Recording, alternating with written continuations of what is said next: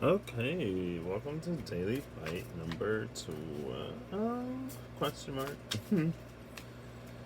I'm back with SKT today. Wow, the Initiate came out. Bottom of the deck is the Eight of Cups. Both of these are a journey. You don't see that. I guess I'll pull a few cards. I was shuffling before I turned this on, doing my little prayers, getting into my little space. Ain't nothing gonna come out. As soon as I press that record button, we're not starting all over though, are we? Starting again, not all over again, because we. Well, so it may feel like we're starting over in some situation. Um, what does it look like? Am I gonna have to do this today? Probably. There we go. It may feel like we're starting all over in some situation, but we're not starting over. But this is going to evolve in a lot of ways that we may not be expecting, but it's going to present and show us a lot of things that it didn't before. And that's why the Initiate is here. Oh, I don't know. Okay, there we go. With the Hangman, I love the Hangman. Eight of Cups at the bottom of the deck again. So this is still the same energy. Okay. Yeah, it's like I feel like with this Hangman and with this Initiate, it's like we were stuck running circuits on like before beginner level, because there were things. It's like a training mode on a video game. I know I always talk about video games, but it's relevant experiences that I have to help me get to the point that I need to get to. The fire in my chart may just forever be activated. I have Uranus, so the new moon in Taurus last night was at, the sun and the moon were at 3 degrees Taurus. Uranus was at 6 degrees Taurus, and my ascendant is at 8 degrees Taurus. So I'm probably going to be going through a whole lot of changes. And then my moon is also in Taurus, so I guess within the 7-year Taurus transit for Uranus, I'm going to be going through a few things. But I'm kind of excited. Oh my gosh, I'm going to be going through my Saturn return at the same time.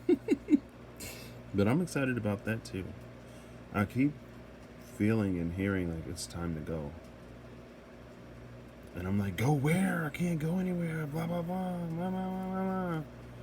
And so I was a little extra like fiery and just ready to like burn anything and everything to escape.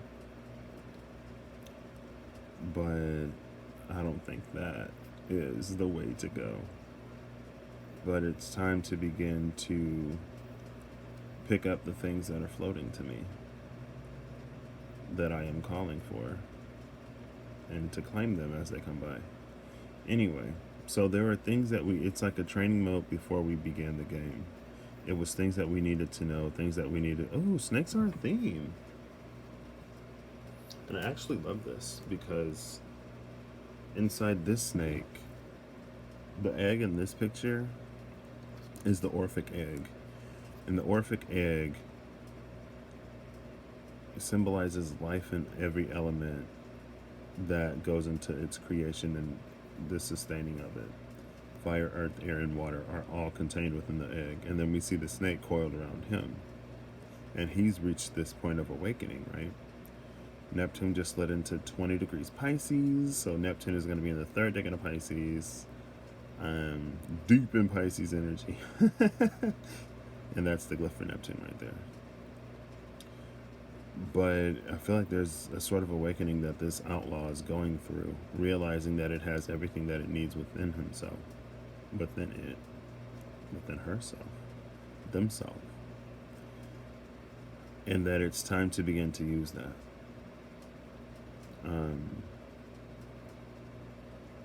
But yeah, it's training mode. It's like everything that, like, there were things that we needed to know, things we needed to heal, things that we needed to understand before we really truly begin. And that's why this initiate is coming down. And so, like, we're not starting all over again, but it may feel like it just because things are going to be so vastly different. Okay. I did a little experiment. Cutting to Bread of Life and the Healer, I believe. Yeah, Bread of Life and the Healer. I did a little experiment the other day to see why I always get the same cards at the top and the bottom of the deck. And it was so weird to me because I flipped one card and I watched it go from the middle of the deck to the bottom and then to the top within a few shuffles. And I'm like, how does that happen every time? Like, no matter what I did, it would always happen. I was like, okay. King of Swords and the Wheel of Life. This isn't going to be too long, hopefully. I'm going to give this 7 more. 1, 2. The Tower and the Magician. You see this? That texture right there? I've been talking about that for a minute. Asking for things and manifesting difficulties to get you prepared for them. It's like you bought this new game, you wanted this game, you got to go through the training mode before you can begin the game. Like, that's how it's set up. The Lovers and the Outlaw. That's interesting. This is 2.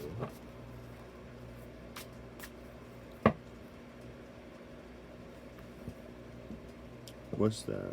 The Memory Keeper and the Shining Dew. This is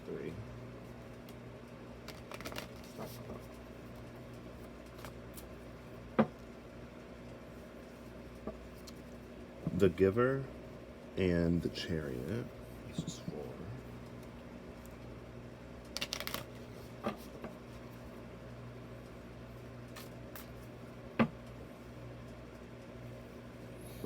The Tower and the Healer, 5.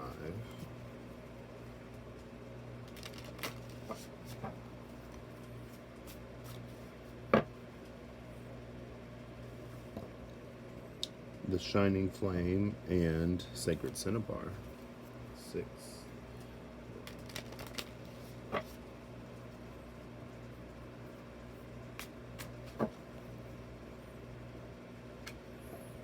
And then the Journeyman and the Destroyer, 7. Okay. Then I'm going to 3. Then I'm going to pull the top and the bottom as North and South. And then 2 cards from the middle for East and West.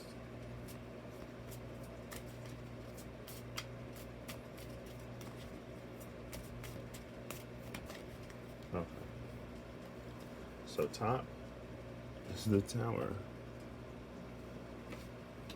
Or North is the Tower. South is the Champion. Okay, that makes sense. West is going to be the Empress, and East will be the Dark Horse. Bottom of the deck is this Stronghold of the Grail, and her message is this 8 of Cups. Alright. And with the Giver sitting under her. I got a little rose quartz up here. It's been just chilling up there.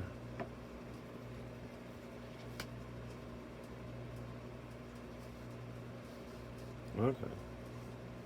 I'll put this on top. Man, that defector is just coming out. I'm coming out. Okay. So basically how I'm doing this is North is going to be the sky above us. South is going to be the ground beneath our feet. East is going to be the rising challenge, because that's where the sun rises in the east and it sets in the west. And so West will be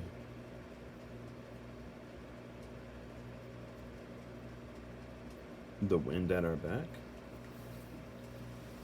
Okay. Let me write that down because I'm literally going to forget it. That's why I started building spreads. Because I would always forget what the cards mean when I put them down. There's just like so much information coming at once sometimes, and my brain just like. My Mercury is in retrograde, so. So, north. The sky above us. Did I say the sun above us? I think I did. The sun / sky. I already forgot.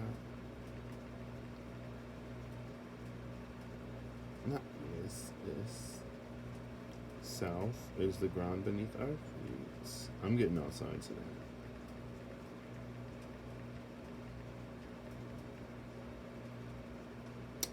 East is the rising challenge. And west is the wind at our back.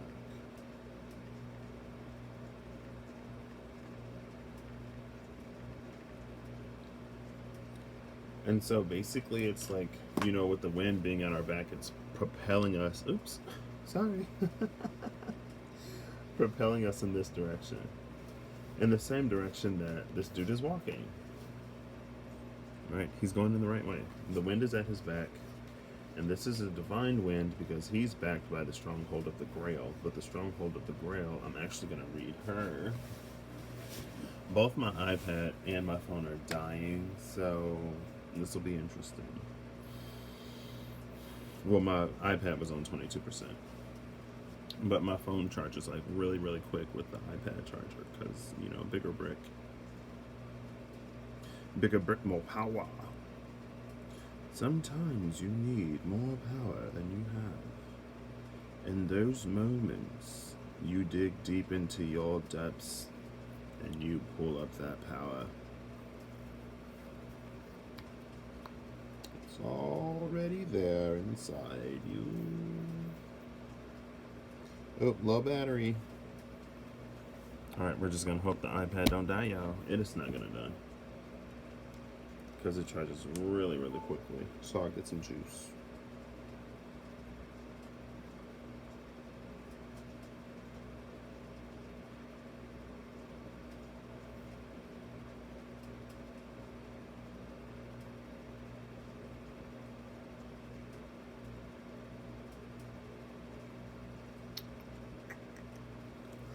Excuse me. Ooh. This is another collaborative deck of sorts. I'm not using the Pride Tarot today, even though I love it. This is a collaborative deck in the sense that this is made by Benabel Wen. She has a channel here on YouTube. I discovered her, and then right after I discovered her, I found out that she made a deck. And her first deck sold out, and I vibe with her. I love her energy.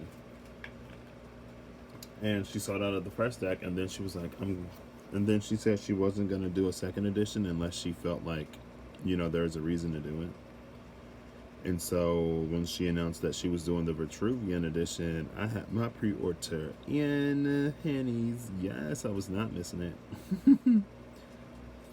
And I got it. But yeah, this is the cover for the box art.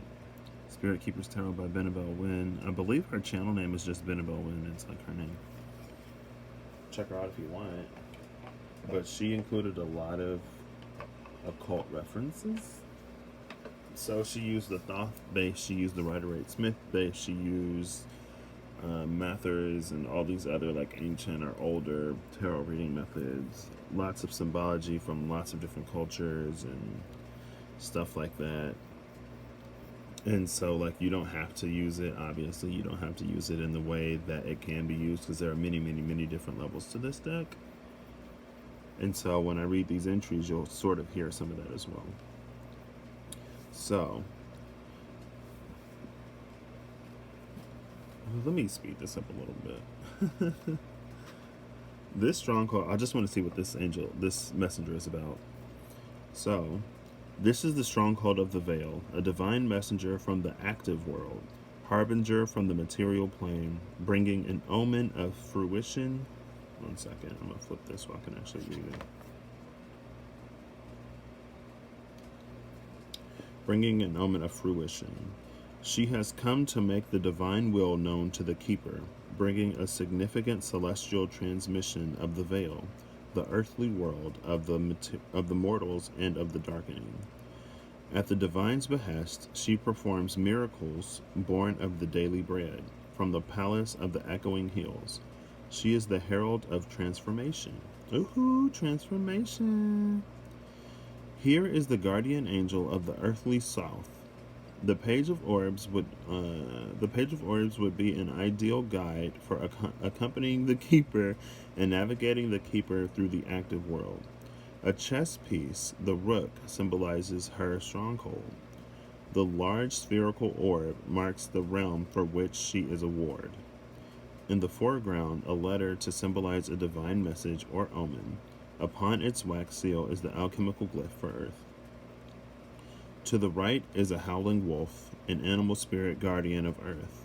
Above the wolf's head and to the left are hanging branches of apple blossoms. Visualize them bloom in pale pinks and soft whites. I've been playing Animal Crossing, and I've been watering my flowers, because when you water the flowers, you get hybrids. And the first hybrid I got was a pink windflower. So, shout out to the pinks. When the stronghold of the veil appears in a reading, the sealed envelope in the bottom right corner suggests an additional divinatory message for the querent. Thus, a clarifying card can be drawn and placed over or next to the page card to indicate the additional message that the page, as a divine messenger from the active world, is bringing. Since it comes from that world, it will relate in matters pertaining to elemental earth, such as business, money matters, property, commerce, economics, assets and resources, or liabilities, etc. Divine or do a tarot reading by petitioning. Hold on 1 second. Okay, I'll just read it. Divine or do a tarot reading by petitioning the page specifically when seeking a tarot reading on a matter that pertains to the elemental suit of Earth. First, seek out key 0, the significator card, in the page of orbs. Okay, I'm not going to read that.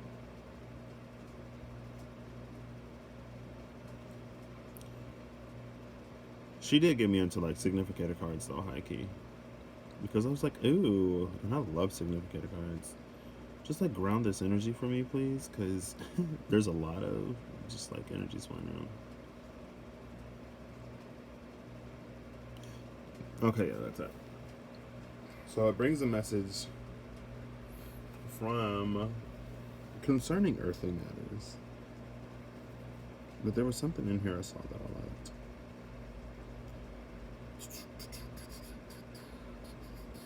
The Herald of Transformation and the earthly plane. This is about your life changing, right? This could be a job change, this could be a financial change, this could be all kinds of change, and that's sort of the center. She was at the bottom of the deck, so that's sort of the underlying theme playing and running behind all of this. Am I going to read all of these? Initially I was, so let's just start with this challenge coming in from the east. So I'm going to find the dark horse and then I'm going to read it.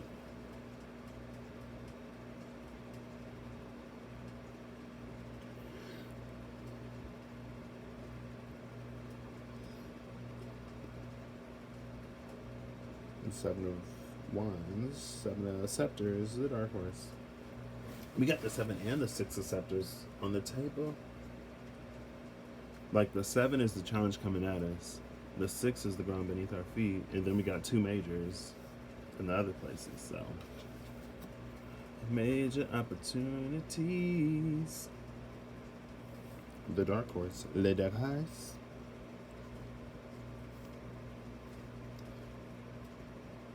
There we go. The ruling angel for this card is Jophiel. At the edge of a cliff and outnumbered, a hooded fighter, an unknown, wields a staff and readies in a wushu fight stance. The opposition comes with 6 staves against the fighter's 1. Partially visible along the fighter's pants are the triangular symbols for fire. The spirit of the dark horse must fight and stay balanced to top a cliff, symbolizing high stakes. Aleister Crowley notes that the Seven of Wands, here the Seven of Scepters, brings out the defect inherent in the idea of Mars. It is energy cornered, compelling the choice between fight or flight, and the clear choice here that the beneficent spirits are leading the seeker towards fight. The spirit occupant is the dark horse, so the spirit resident in this card is the dark horse, the spirit of an underdog, one who is unknown at the moment, but about to emerge in prominence and glory. This is the spirit of valor, the fighting spirit, and an inner motivation to overcome all odds. It is marginalization personified, but is also the power, the strength, the fearlessness, and audacity to overcome that marginalization. This is the spirit of the underdog, defeating formidable adversaries. This is also the powerful spirit of defiance. When you need spiritual and psychic assistance to help you stand your ground, especially when you know you are outnumbered, marginalized, or in minority, call upon the dark horse to be your fighter. The dark horse is a formidable and extraordinary spirit of both strength and stealth. The keeper can call upon the dark horse to assist in matters where you want to defeat an adversary by taking that adversary by surprise. When other people, specifically individuals, have intentionally gone to block your path, forcing you to a standstill, call upon the dark horse to remove that block and clear your path, driving such individuals away and to defeat. Astrologically related to the tower and the force, and numerologically related to the chariot and the tower. The Mathers attribution here is valor. So, oh wow, we got a 6, 7, 8. And then here's another 7, and then here's a 3. 6, 7, 8. So yeah, I feel like with this 8, the one of the things I was picking up is that with this rising challenge, it's almost like we can't get to where we're going in the environment that we're in.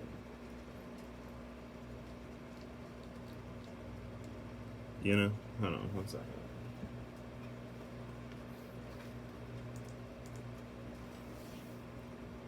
Did that help?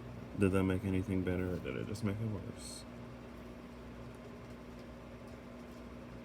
See, that's why. There we go. I don't know if that's making it better or worse. I'm trying to like not get glare on stuff. Trying not to do this and trying not to do that. Oh yeah, that's too bright. Okay. That's fine, that's perfect. So I feel like that's why this 8 of Cups is kind of sort of out here. Because it's like we can't get to where we want to go in the space that we're in. And we may be feeling backed into a corner. Maybe feeling like, honestly, just feeling like what we want, our environment can't give us. This is the energy of like small town person with big city dreams, right? You got to get out of that small town to pursue what it is that you actually want. And I feel like it doesn't even necessarily have to be a specific person that is causing this blockage, or the specific person or set of people that's in your way. It almost seems like the very environment itself, and you're being called to embody the wild and expansive nature of fire, to seek expression where you can't currently find it. Now, you could also try to create a space within this space, right? Because this is the spirit of defiance. And it's interesting that she's talking about marginalization in this card, because I've been using the Pride Tarot. So I almost want to pull and see what's around the 7 of Wands in the Pride Tarot, but I'm not going to do it because I'm not feeling that strong with it. But this is the coming challenge, and this is kind of sort of the present energy. And it's interesting that this, being the messenger of the physical world, the material plane, it's like if you've been wanting a new job, if you've been wanting maybe a new lover, a new this or a new that, with this defector here, it may require some relocation, right? And especially with this here, Like you may have to relocate, you may have to do some things that you don't yet feel, maybe you'll get something that you don't yet feel qualified for, but it's like you need to fight for your stake in this, right? Don't let um, someone else make you feel inferior. It's time to prove your mettle and show what you got. The Mather's attribution is valor, right? And you have um, a team guides who are there to sort of help you and help give you the strength. Because at the end of the day, all they can do is kind of sort of push you and propel you into the situation. But you have to go through that situation yourself to find out that you actually have the strength to do it, right? It's like, the only times we really find out how strong we are is when we have to be strong. And that's just the way it goes, because it's like we never reach that level of we never dig that deep to see how far the well goes, right? Or maybe you're coming out of this, but again, like with the initiate coming out, I feel like we're not starting all over, but it feels like we're starting all over. And so it may be a challenge coming at us that we thought that we took care of in the past, but maybe we did. This may not be a brand new feeling. It probably isn't a brand new feeling, right? If you've ever grown in your life, then you've been faced with something that forced you to grow. Okay. So then down here, the ground beneath our feet, the foundation on which we stand. Okay, I got a decent amount of juice. It's time to switch. Put the map segment. Oh my gosh.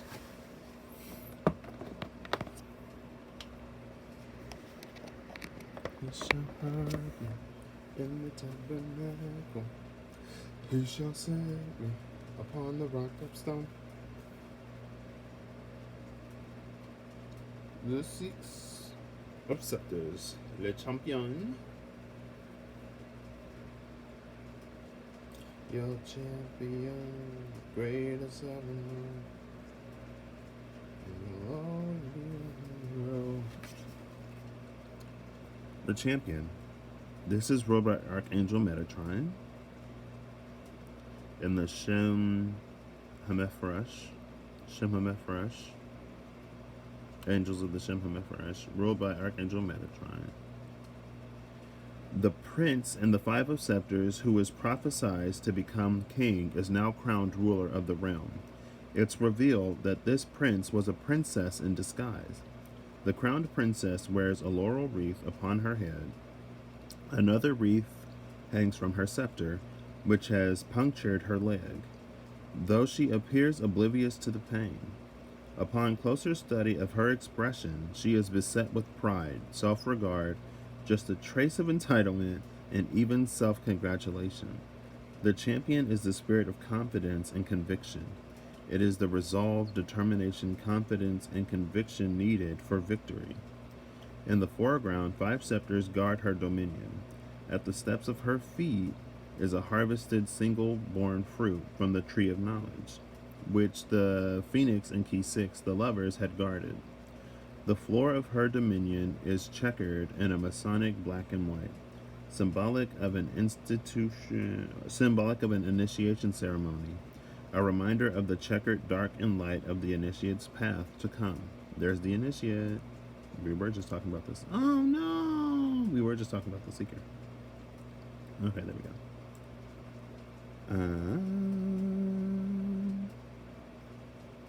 Okay, too far. Wait, not far enough.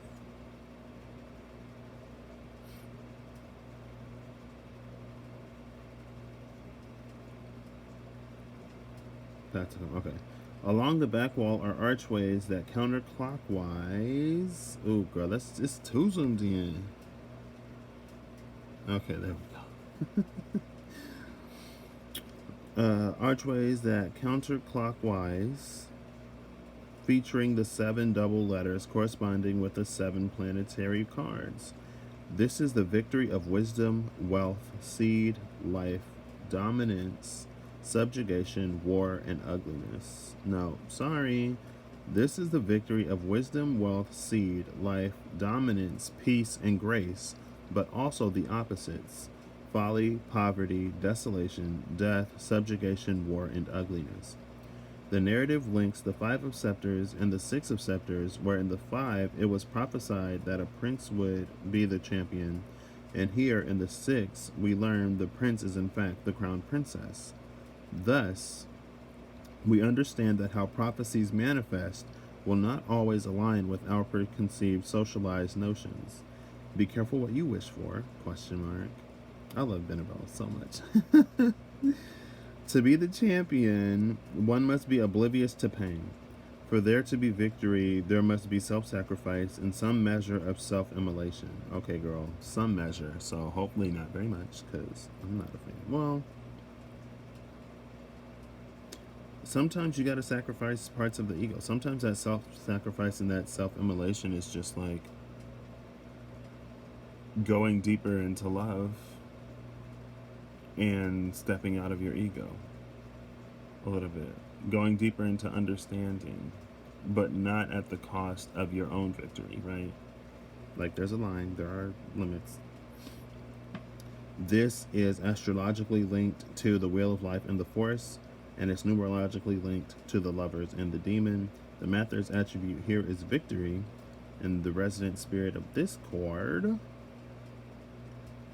is the champion.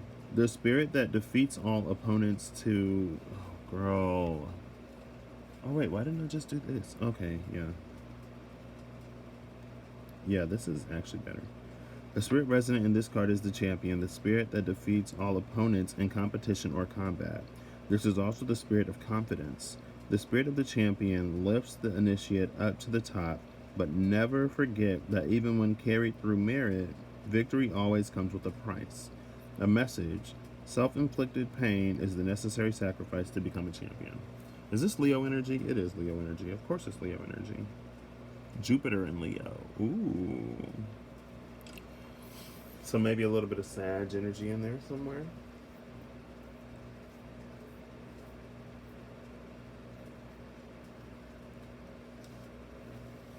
Yeah, so with this Eight of Cups here, I'm feeling definitely I feel like the self-sacrifice is just going to be something that you walk away from. It may be a comfort that you walk away from. Probably a lot of comfort. I feel like 8 cups is very, very comfortable, and it's almost 10 cups. It's almost 9 cups. It's like one more cup and you would have had a wish granted. But now you're being asked to walk away from it to get what you actually want. And some of the things that you may have to fight against yourself. This self-sacrifice, this may be like a battle that you fight within yourself to claim everything that it is that you want.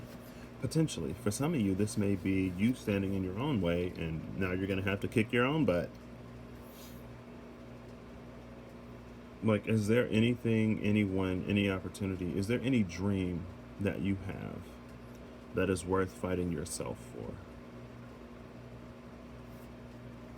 Because I feel like it's really easy to fight this person, and it's really easy to fight that person, and it's really easy to say that, you know, my environment is not conducive to my success. But at the end of the day, it's like,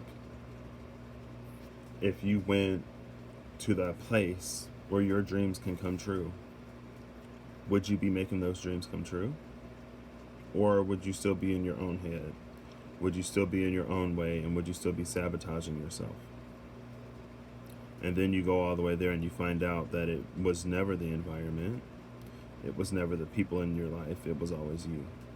And yes, it could have been the people in your life in a sense, and in the means that they tore you down so much when you were vulnerable, or maybe in your formative years, that you then began to internalize some of what they were saying against you, and you allowed it to be written in the book that is your own self-narrative, and now you perpetrate that story yourself.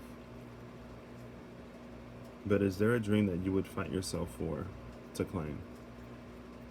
That you would walk away from all of your comforts to get and to attain? because it may, like, when you're open to this journey, it's going to take you in a lot of wild places, and you're going to have a lot of wild stories, and just like, oh my gosh, this is my life. Like, what? Oh my gosh, I get this opportunity. What? I'm meeting and talking to people like this. What? Like, what? Like, this is real life. And it's like, yeah, but it's going to require you to walk away from some things, and it's going to require you to constantly be in this 6 and 7 of scepters mentality, right? Always victorious, because you're always, and it's not that you always have to fight, but it's like always just cognizant of the fact that challenges are going to happen, and when a challenge comes, you rise to the occasion. You don't back away, and you don't like stall or fall, right? It said that the spirit within this card is pushing you to fight when you're backed into the corner and you have that fight or flight response. So if you fled before, it's not too late to come back and to claim victory, because again, with that initiate, starting all over again, but we're not starting all over. And then that's the ground beneath your feet, right? So this is what gives you stability. This is what you're grounded in. This is where everything grows from and reaches towards the sky, reaching towards this tower. Is just know that you're going to be victorious. When you have a champion mentality, and this is like, this 6 of Wands is very different than the 5 of Swords, right? Because I feel like the 6 of Wands is like anything that the 6 of Wands is just victorious in general. So you don't necessarily know what it took to get to the 6 of Wands, because they never really tell that story. In this card, she's stabbing her own leg, and she referenced like self-sacrifice and stuff like that a lot. Um, but in the 5 of Swords, I feel like that's like victory at any cost, when you do things that aren't necessarily like morally or ethically correct, when you're taking advantage of people, or you're trampling on the weak. You're just doing too much. Excessive force for what the situation called for. But with the 6 of Wands, it's like, you're victorious. We don't know what happened on the battlefield, but I feel like here is a reminder to, like, especially with this Dark Horse as well, I feel like there's this, are both of these Leo? Yeah, they're both Leo. These are both Leo. What is this? Oh, this is Mars in Leo. So we got Mars and Jupiter in Leo. Jupiter brings good fortune. Mars is the drive, right? So, wow. Now I want to see where the 5 of Wands is. But it's fine. What was I saying? Why did I do that? So yeah, but I feel like with this victory, it's to conduct yourself in a worthy way, in a way befitting this new crown princess who's going to be queen, right? And this is also interesting, because she said in the prophecy, it was prophesied that a prince would claim victory, but a princess claimed victory, disguised as a prince. And the King of Wands and the Emperor are both women in the Pride deck. So another shout out to the Pride Tarot, subtly. Marginalization here. Princess taking the place of a prince here. Like, I'm loving it. Ba ba ba ba ba. Let me stop. I'm sorry.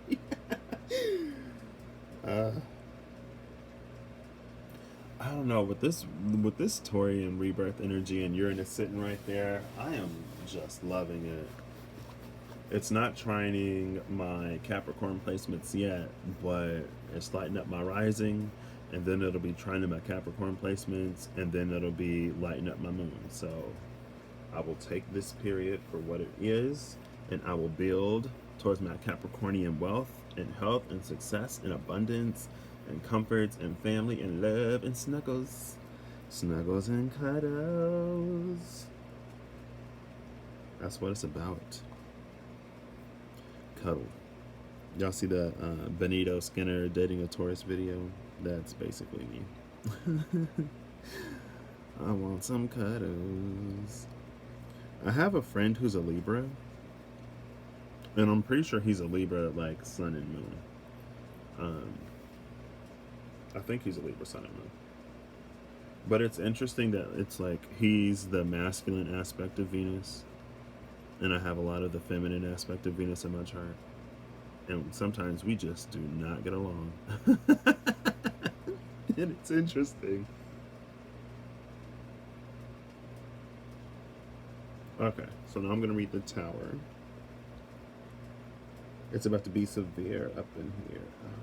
I don't know why that just came to mind. It's about to get severe up in here. Hopefully not. Well, the Tower is here, so maybe it is about to get severe. Severe. So, the Tower. The attribute manifested here is demolish and oust. The Theosophical Septenary is soul. The Saint Germain key is thunderstruck tower. The path on spirit's journey is evil conditions. And the Sefer Yetzirah is wisdom versus ignorance. I don't know what a lot of that stuff is, but I told y'all she put everything in here. The blasted tower is struck. The staff of Moses from Key 9 has transformed into a lightning bolt. Alongside it, the Trishula descends down. The trident of Shiva, which in mythos was used to sever the first head of Ganesha. What? What? Shiva severed the head of Ganesha? Girl, what Ganesha do? Okay. The trident of Shiva, which in mythos was used to sever the first head of Ganesha. Recall the imagery evocative of Ganesha in Key 5. Key 5 is the Hierophant. It's the Holy See in this deck. The Trishula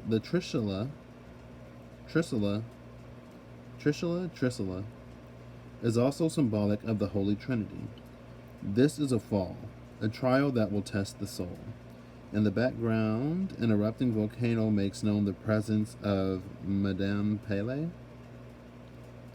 The bolts of lightning strike the tower, which begins to crumble, but also it strikes to break the chains that had linked the tower to the chains of the demon from Key 15. The initiate now realizes that the demon's chains bind the material tower, not the lovers. Ooh, wow. I feel like that's significant. The initiate now realizes that the demon's chains bind the material tower, not the lovers. Just sit with that for a hot second. And whatever you get from that, take it to be what it means for you. Note that the serpent's tail of the demon is still wound around the base of the tower. Yet acknowledge that it is ambiguous whether the coiled serpent here is the demon or is a manifestation of Shiva. What the tail reveals is determined by the initiate's chosen path. On the well, so good or bad, it's karma. This is karmic. It's karmic. On the columns of the tower are inscribed the glyphs for Mars, the alphabet letters for Key 4, then Key 13, and finally Key 20, which are Key 16's astrological relatives. Along the walls are inscribed Lux Mentis Lux Orbis, light of the mind, light of the world. In the foreground, a battle axe dripping with blood is offered to the initiate. The seeker must find... Oh, we get the initiate and the seeker in the same card. This must be... Oh, and the... What? Okay. In the foreground, a battle axe dripping with blood is offered to the initiate. The seeker must find this battle axe to face the prophecy of the tower. The keeper must use the battle axe as a talisman. Blood dripping from the blade symbolizes past experience, which must now be utilized and applied to the situation.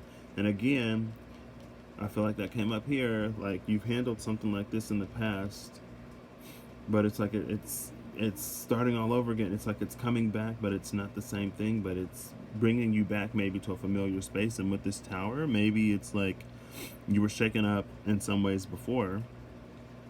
It's like a situation that you're kind of sort of in, that you thought you've healed, that you thought you've grown beyond. If you find yourself traipsing through mental patterns that you used to traipse through, hitting the same walls that you used to hit that you thought you were like beyond, take the battle axe and chop them chains. The center tip of the battle axe is a closed lotus blossom. The two crescent moons from the headdress of the two sphinxes in Key 7, Key 16's numerological relative, are inscribed upon the axe. The crescent moon is also an iconographic representation of Shiva. Lots of Shiva energy here. And Shiva is a destroyer. Brahma, Vishnu, and Shiva. Shiva is the fall. Brahma is the birth. Vishnu is the sustainer. The axe is a symbol of war and sacrifice, but is also associated with lightning. Per biblical lore, an axe striking the root of a tree symbolizes the last judgment. Key 16 is the second key in the final septenary, and Key 20, Apocalypse, also known as the Last Judgment, is the second to last key in the final septenary. The axe is also significant in Freemasonry, symbolizing one's initiatory courage to reveal the divine mysteries. From another view, the axe is also the Kartika, a Buddhist ritual dagger held in the right hand of a Dakini. The Kartika here represents the wrath of gods. Here? Okay, yeah. The Kartika here represents the wrath of gods here to dismantle all that corrupts: gluttony, envy, pride, sloth. And when the pursuit of wisdom has derailed into folly, when the pursuit of wealth has led to poverty, when the pursuit of wealth has led to poverty. Okay, Tower, come through. When the ambition of dominance leads to subjugation, the spirit of the Tower appears. Thus, note the connection between Key 16, the Seven of Chalices, between Key 16 and the Seven of Chalices, the Corruptor.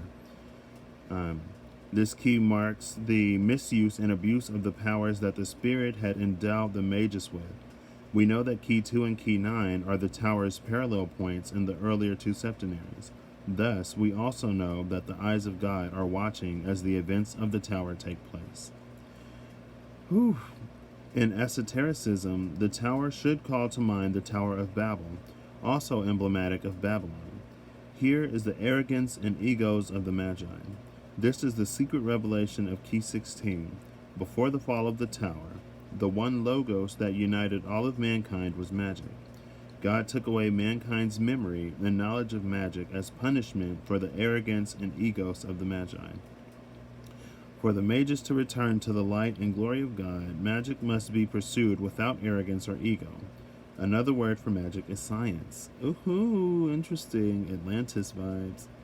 Of the 7 mystic arts in Renaissance magic, the 3s and the minors correspond with 4 of the mystic arts: pyromancy, hydromancy, aeromancy, and geomancy. The remaining 3 are found in the majors. Here, Key 16 paired with Key 19 together are associated with scapulomancy, oracle bone reading. Okay. This is the host of the mighty, the collision of the material and spiritual. From Key 16, the initiate must learn there is joy in sorrow, stability in change, the self in selflessness. Oof. Am I done? Yes. Oh, that's a lot. That's a lot. That's a lot. That's a lot. And I like it. I don't think I've ever read the entry for the Tower. I've never read the entry for the Tower. Girl. That's a lot. And this is the sun shining above us. It's like everything here is leading up to there, but this is what's sort of sitting over everything. Eyes of God watching down on Judgment Day. This is very Job energy. I don't know why I've been feeling so much of Job lately, but we may be losing things may be taken away, our faith is being tested, and those who are strong with spirit and strong with faith will be valorous. Their spirit of valor will be recognized as they fight against all of these sort of different fears and anxieties and different things coming to sort of take you down off your high horse. You'll be victorious, walking away from the things that don't serve. And when you're walking away in this sort of spiritual sense, when you are spiritually on your path and pursuing it no matter what happens, And then when you are fighting, this is like the vision, right? This is the feeling, this is the vision. This is what you feel, this is what you see. And so when you see everything sort of falling apart, and when you stand strong against it, then it puts you in this space on the material plane. And again, there's this emphasis here between the spirit and the material. They are linked, they are not disconnected. That's when these rewards start to come in. And then we have this empress energy being the wind behind our backs, pushing us forward. And so now I'm going to read L'Empress. And then I'm gonna shut this. Well, I didn't want to cross the two I Chings to get a sort of, see if there's a sort of intersection point. Oh, this is the intersection point. So I'll just read these two. Okay. All right. Let me find the Empress real quick, y'all.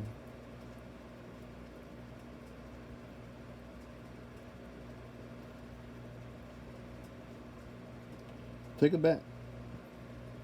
No, to the left. Take it back now, y'all. 2 hops this time. I don't know why the cha-cha slide just popped into my mind. Bidoo-bidoo. Doop-doop-doo. Bidoo-bidoo. Doop-doop-doo.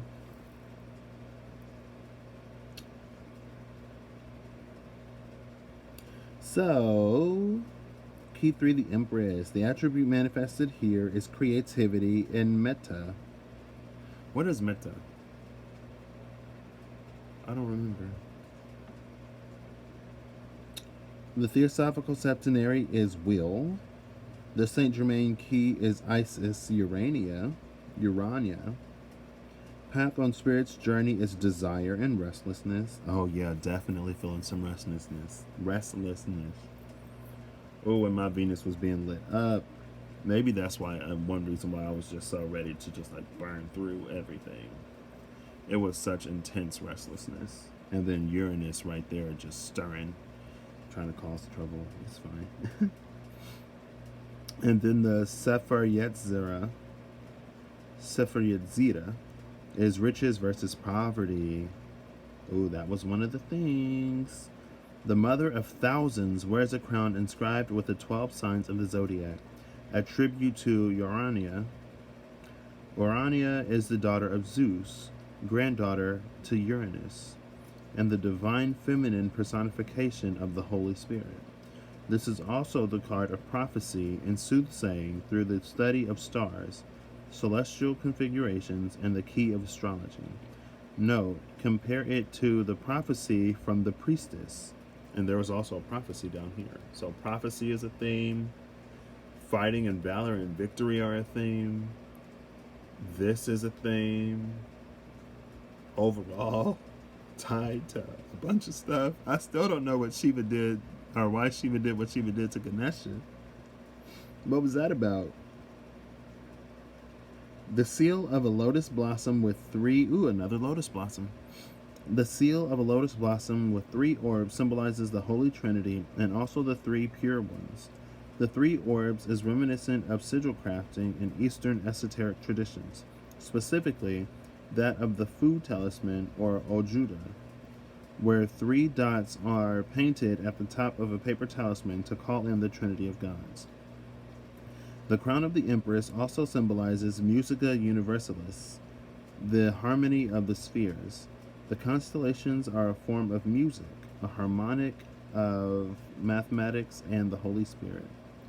Before the Empress was Urania, she was the manifestation of Nemesis?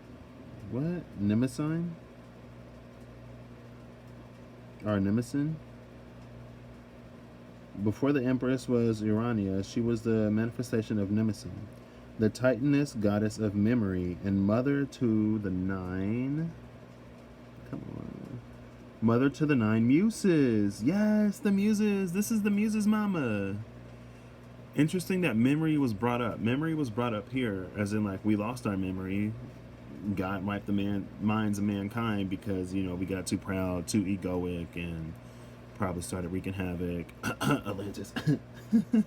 Magic equals science. Atlantis. I don't know. I don't know nothing, y'all. I don't know anything. Calliope of epic poetry, Clio of history, Euterpe of music, Erato of lyrical poetry, Melpomene of tragedy, Polyhymnia of hymns, Terpsichore of dance, Thalia of comedy, and Orania, the muse of astronomy and eldest daughter of Mnemosyne. I don't know if I pronounced a lot of those right, but Terpsichore, I love the name Terpsichore. And Terpsichore is a dance. That is interesting. I've always been like Terpsichore and who's the other one? Calliope, of course, because you hear the name Calliope all over the place. So I wasn't necessarily like drawn to the name Calliope, but I heard it a lot. Calliope is epic poetry. Terpsichore is dance. Melpomene or Melpomene, but however you pronounce that, of tragedy. That's interesting. And then of course Erato and Euterpe. Polyhymnia I like never remember. Clio I sometimes remember. Talia I never remember. And Orania didn't even know she was there. I'm sorry.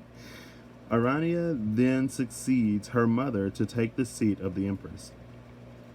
The dress of the empress features a mandarin collar and is embroidered with stars. The simple knotted button on her collar is reminiscent of a raspberry. Irises hang from her ears. A dragonfly masks her true identity. She is an encoded revelation of the Holy Grail. In the foreground, a swan guards the Empress Mother's scepter. The Empress Mother's scepter. The swan being an emblem of Venus, symbolic of poetry, the arts, and creativity. The orb atop the scepter is reminiscent of the alchemical symbol for salt. Placed before the swan are raspberries, symbolic of fertility. The swan and scepter are fenced in by an abundance of golden grain. She is the giver of plenitude, emanating of emanating of Ceres or Demeter. I don't know if it's Ceres or Ceres. I've always pronounced it Ceres, so I don't know. Or Demeter. Check and see where your Ceres is in astrology. Mine might be an Aquarius. I can't remember. I just got into the asteroids and stuff like that, but I just like found out where they are, kind of. I just enabled that functionality on the app I use to track transits, is what I should say. I still don't know that much about them, honestly. But if you've been looking into asteroids lately, maybe check and see where your Ceres is. Could be related to Empress energy. And maybe also check and see how it aspects your Venus, since we are talking about the Empress here. Potentially, if you want. So yeah. The giver of plenitude, emanating of Ceres or Demeter. She can manifest as the Empress Mother of the West. And she's in the West! Hey! She can manifest as the Empress Mother of the West. As this is the sanctuary of Isis, appearance of the Empress can also be your patron goddess Isis. Shakti too designates Key 3 and the Empress as her temple. Deep green waters in the distance are symbolic of how humankind evolved from algae blooming in the seas. In the background, behind her right shoulder, is the resting alchemical pelican. Only by blood, sacrifice, and resurrection comes to fruition the great work. The Empress is connected to Venus, and so she is the bringer of light. Note that Key 19, the warrior, is the bringer of dawn. The spirit of Key 3 is Gloria Mundi, the glory of the world. The pelican behind her conveys a mother's love. I don't know what CF is. The spirit of Key 21 is Anima Mundi, the soul of the world. Their numerical relative, Key 12, is the bridge between glory and soul. Key 12 is the outlaw, and Key 12 came out with the initiate, if y'all recall, at the beginning of this. So this is a lot of kind of sort of semi-heavy stuff going on. I feel like this is divinely backed and guided, or being watched over. But in everything that we can do down here as this sort of 3D. And it's interesting that it's like these two majors here, two wands here, And then in the middle is this sort of messenger from the heavens to the physical plane. So it's like where it's like this sort of movement, but then it'll go back up. Hopefully it'll go back up if, you act right and do what you're supposed to. But it's like there's this energy of like sometimes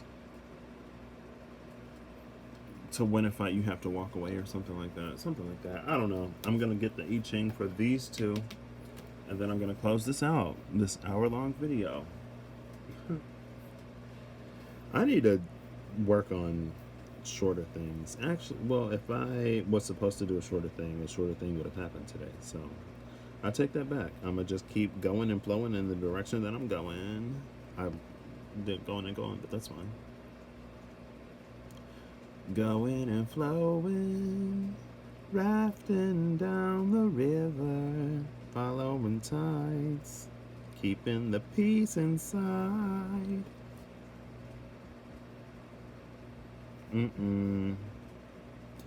I just heard we'll no longer hide, but catch me in the bushes.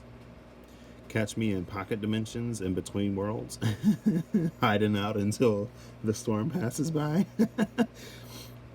The Page of Orbs is the mountain, and the Eight of Chalices is the wind. Wind over the mountain again. I feel like I've been getting the same. There are 64 different hexagrams, and I'm getting the same like 5. Wind over the mountain. I know I've gotten this one before.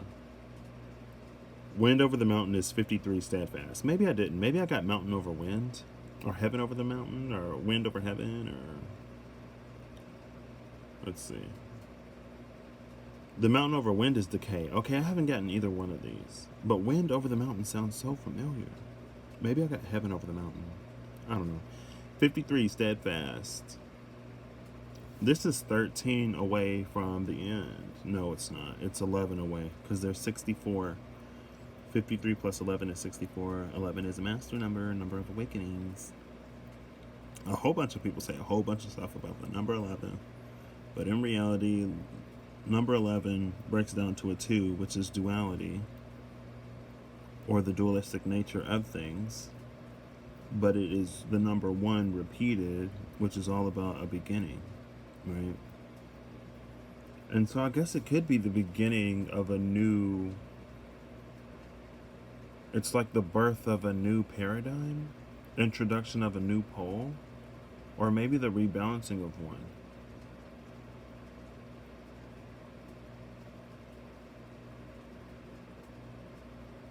Because there's definitely a newness with 2 ones.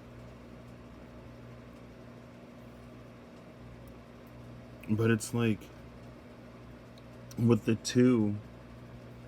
Okay, this is how I'm feeling 11. I've never done this before. I should do this more often. It's like the birth of 2 things, because 11 is 1 and 1, but they can't occupy the same space.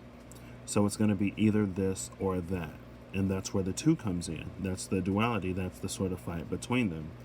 And I'm feeling it here, like, you can't have everything you want and continue to be the same person that you are at the same time. Either you will stick to your comfort, even though your comfort is not great. It's like it's known, right? It's a stability built upon things that are... It's just like a trash house. You got this house of garbage and trash that is very sturdy, very stable, will not fall, can stand through any natural disaster, but it smells and it's rotting and it's decaying. It's in a constant state of decay, yet it will never fall. And so that's why it keeps you perfectly entrapped within it, because you know it's not going to fall. It's like, yeah, this house is... It's like, old schools, old buildings, old houses people live in. It's like, yeah, it needs to be renovated, but, it does what it needs to. Is it going to be that, or is it going to be everything you actually want? And it's not simply enough to want something and to manifest something, because the things that you're manifesting are causing these changes to come into your life. And so if you don't rise to the occasion, if you don't integrate these changes and handle these challenges in a way that is befitting someone worthy of claiming that, or if you're not handling them in a way that shows you or portrays you as someone worthy of having that, you're not going to get it, quite simply. And so that's why it feels like we're starting all over again. There's this element of proving. We're in a proving time right now. And I feel like quite a lot of folks may not walk away because they don't know what they're walking away from, because they don't know what they're walking to, because they need somewhere to go to before they leave, and they're being asked to just leave. And then there's this very human but where am I going? Like, what if I leave and there's nothing for me out there? What if I leave and then I'm worse off? These are very Job times that we're living in right now. Very Job times. And yeah, I mean, I guess I can upload like 25 different videos, a video every day saying the same thing in a different way. But, I don't know. Sometimes, I mean, I have helped people learn things before. And sometimes it takes someone to say something one specific way, or it takes for one day, one experience, one whatever, to form that neural link and that neural pathway to get the synapses to fire and then connect for it to make sense, right? And so sometimes that's why you say something 10 different ways, because you don't know which way it's going to stick. But if you want it, you got to leave. And with this big old moon up here, with the energy of the moon, just like a lot of this is happening in the dark. But this is kind of sort of light. It's like these three are lighter, these three are darker. Unfortunately, the challenge coming is dark. The way to get there, or this sort of bridge in between, is dark. Your current place is dark. The sun above you is dark. It's happening at night. You have light at your feet and light at your back, pushing you forward and giving you strength, but you have to take it in the dark. You have to be your own light in this dark. And you got to be okay with not knowing where you're going. And look, it's 101. It's 101. Y'all see that? 101. That shout out to whatever video where there's 2 piles or 4 piles. I think it was daily upload number 10. And pile number 2 was all about non-duality. We had a lover and a fighter. We had this and that. And it's like, it's not about being either. It's about finding the common ground between them and being both at the same time. The lover and the fighter intersect at the guardian and the protector, right? And so when you are guarding something, when you are protecting something, you are fighting out of love. You're doing both and you're holding both spaces. The cards added up to a 101. I don't remember what they were, but they added up to a 101. And I was like, 101 is an 11 if you take out, another 11, right? 101 is an 11 if you take out the 0, because the 0 doesn't hold any value. But it's like the 0 is there because it is keeping these things separate where they could come together. It's like the 0 is the void that has spawned both of these ones, but it was created in a way that put them on opposite ends of the 0, right? Because it wasn't 110 or an 11 where it's 0, 1, 1, I guess. I don't know. Take it as it resonates. Number 53, steadfast, slow and steady. This is John. I feel like I've had a John before. I've had like 2 or 3 Johns before. I know. Anyway. Maybe I did read this. Yes, I did read this. Okay, I did have this recently. I was like, I know I had Wind Over the Mountain. Steadfast, slow and steady. I don't remember where, but I think it was very, very recently. In I Ching, at least. A tree can grow at the peak of a mountain if it grows slow and steady, with deep roots. Building a strong foundation is more important than endeavoring for high branches. Do not seek overnight success. Forbear from instant gratification. Do not try to change your nature. Instead, embrace your nature. Play to your own strengths. You are at the beginning of a long journey. You find yourself in the midst of unfamiliar circumstances, and you will have to adapt quickly. Before you know for sure what it is you are up against, retreat to a position of safety, slow and steady to the summit. honestly, with times like this, I feel like it's probably telling us more to return to our foundations and to return to the things that gave us the strength to get to the place where we are now. Because I don't know how much building you can do in this time. I feel like now is really a test of the foundation that you built. It's like, we've all been building shelters and we've all been building houses. It's kind of sort of like Noah's Ark energy, but we all built arks. Well, some of us built arks. Some people are just gonna be in the rain with no ark. But it's like, is your ark first of all going to be able to stand the rain? And then secondly, is your ark going to be able to be in functioning form for the 40 days and nights before the flood waters secede, right? And so a lot of our foundations are being tested all over the place. And some people are going to be finding strength in their foundation. Some people are going to be digging into strength that they didn't even know they had. They're going to be deepening their foundation and deepening their roots to really stand firm in these times. Yes, but I feel like now is not the time to try to build a whole house. But hey, if you can do it, you can also tap into that ability. Maybe you got some some architect, constructor, and carpenter sort of functionality, and like you work well under pressure, and then it's like boom, boom, boom, boom, done. And then you find out through this time that you have the ability to do that, and then you proceed in your life with that skill set, right? It's all about illuminating skill sets right now and standing strong in our foundation and not being shaken, right? And if you have a solid foundation, you can still prosper in a time like this. But prosperity in a time like this may also look interesting, right?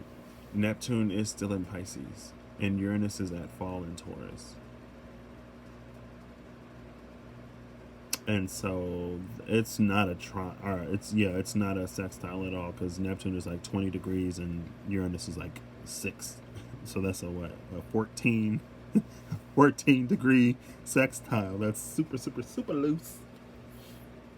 But those are just like separate energies. Even though they're not necessarily playing together harmoniously, they are still both in effect. And so something that looks like it may be good may not actually necessarily be. And I feel like it's going to be important to have a strong spiritual foundation when Uranus is bringing us these changes, when these opportunities are sort of coming in. And it's like we're going to have to know within ourselves, or trust within ourselves, or be established enough within our spiritual body to know if an opportunity that comes our way is for us or not. Because it may be the opportunity of a lifetime, but we may think that it's the opportunity of a lifetime. We may think that we'll never get another opportunity like it. But number one, we don't know that. And number two, we don't know the situation of things right now.